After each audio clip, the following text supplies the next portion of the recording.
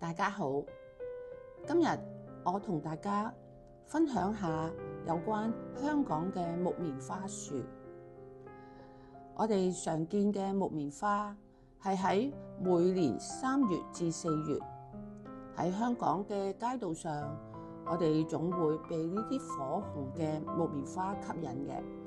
木棉又名叫英雄樹，係屬於落葉嘅喬木。佢不挺嘅樹幹可以高達25米。木棉喺香港廣泛咁種植，喺多區嘅街道或者係公園，我哋都可以找到佢嘅蹤影。我哋如果詳細欣賞呢啲每一年盛放嘅木棉花，可以去到元朗石崗軍營，佢嘅地址係喺元朗石崗棉田公路260號。我哋搭港鐵棉上路站，轉搭72小巴去到呢個雷公田總站，步行10多分鐘就可以到達呢個石崗軍棉。第二度地方係位於九龍荔枝角荔灣道1號，叫做荔枝角公園。第三度地方呢，喺中環紅棉路19號，係香港公園。第四度地方又係九龍塘界限街101號，喺旺角花墟公園。仲有最方便嘅地方就係喺銅鑼灣高士威道66號呢個銅鑼灣中央圖書館。木棉樹樹形好挺拔，樹幹好粗壯。木棉花係一種獨特嘅花瓣，以鮮豔紅色同埋壯麗嘅姿態，成為咗一道亮麗嘅風景線。木棉花碩大而飽滿，花瓣厚實且富有質感。佢哋嘅族群擁喺個枝頭樹上，彷彿係一團燃燒嘅烈火，俾我哋喺生活繁忙之中增添咗無窮無盡嘅活力同埋熱情。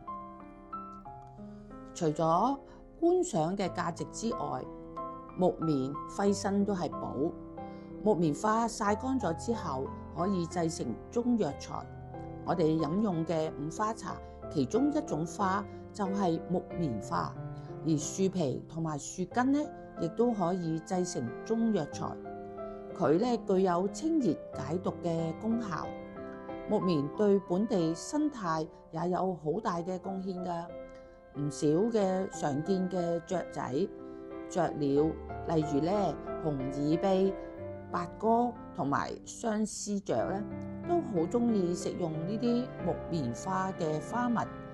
喺盛放當中嘅木棉樹上，會有唔少嘅雀鳥喺度流連忘返。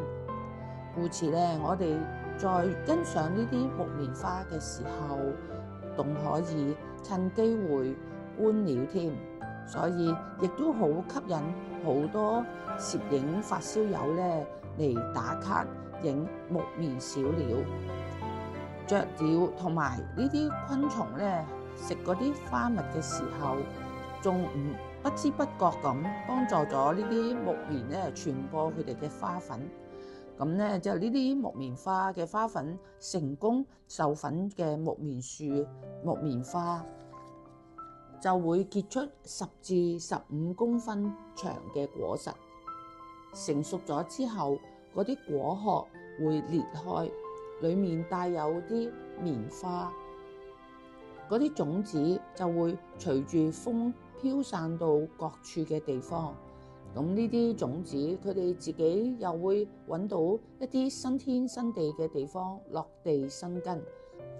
所以我哋每年踏入5月份大家都可以欣賞到啲木棉花隨風飄揚，到處周街都有呢啲木棉花可以見到。其實我哋對木棉並唔全然陌生嘅，喺課本或者粵語流行曲都有時提及木棉嘅英姿，只係大家喺忙碌嘅生活之中，未必會察覺到佢哋嘅存在。我哋嘗試由今日開始，經過嘅街道欣賞一下樹木嘅美態，讚嘆大自然嘅美妙。到此為止啦。